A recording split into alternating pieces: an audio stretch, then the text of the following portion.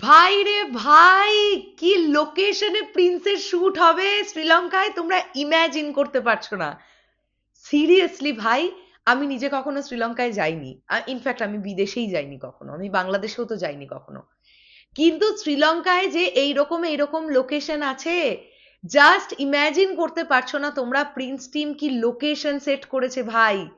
হ্যাঁ, ডেফিনেটলি কিছু কিছু জায়গায় সেট ফেলার গল্প আছে, সেট পড়বে, কিন্তু জানতে পারা যাচ্ছে ছবির অনেকটা অংশ ডিফারেন্ট ডিফারেন্ট রিয়েল লোকেশনে শুট করতে চলেছে প্রিন্স, যাতে আমাদের কাছে পুরো ব্যাপারটা প্রচন্ড রকমের বিশ্বাসযোগ্য হয়। ইয়েস, প্রডিউসার কিন্তু বাজেটের দিকে তাকাচ্ছেন না।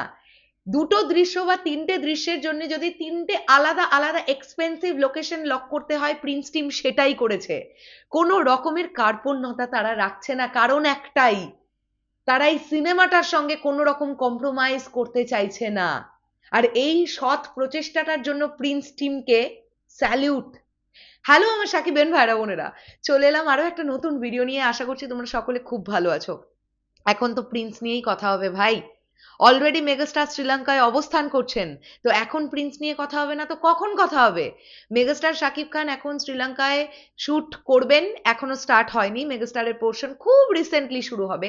আর মেগাস্টার যখন শুট শুরু করেন আমরা জানি 16 ঘন্টা, 17 ঘন্টা, 18 ঘন্টা এই মানুষটার জন্য কোনো ব্যাপার নয়।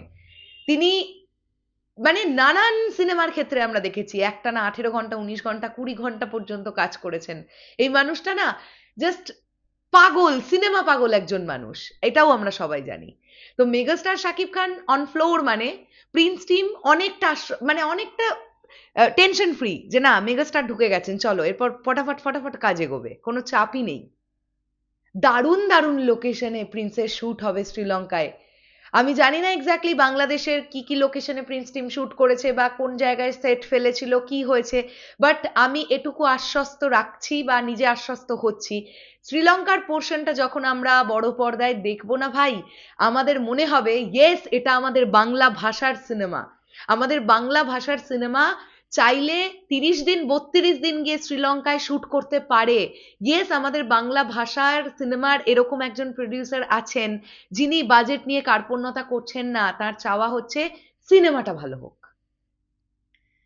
তো এই সবগুলো যখন দেখেছেন না মেগাস্টার শাকিব খান, যে টিম এত পরিমাণ পরিশ্রম করছে, এই পরিমাণ সৎ প্রচেষ্টা নিয়ে তারা এগোচ্ছে, মেগাস্টার শাকিব খানও খুব হ্যাপি।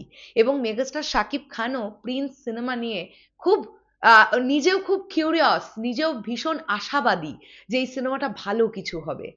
কারণ মেগাস্টার শাকিব খান কিন্তু বরবাদের আরিয়ান মির্জা করেছেন, আমি বাদবাকি কোনো সিনেমা দৃষ্টান্ত তুলতে চাই না। এক আরিয়ান মির্জা গোটা বাংলাদেশকে হিলিয়ে দিয়েছিল। শুধু বাংলাদেশকে বলে নয়, বিদেশের মাটিতে যেখানে যেখানে বরবাদ রিলিজ করেছিল হিলিয়ে দিয়েছিল ভাই এক আরিয়ান মির্জা, আমরা জানি। তো আফটার আরিয়ান মির্জা মেগাস্টার শাকিব খান আসছেন।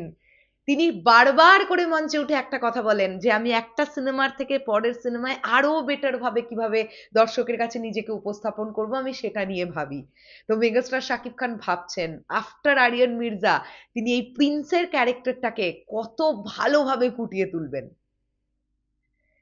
সো সবকিছু না খুব পজিটিভ আছে। শুধু দোয়া রাখি আমরা প্রিন্স টিমের জন্য, প্লিজ।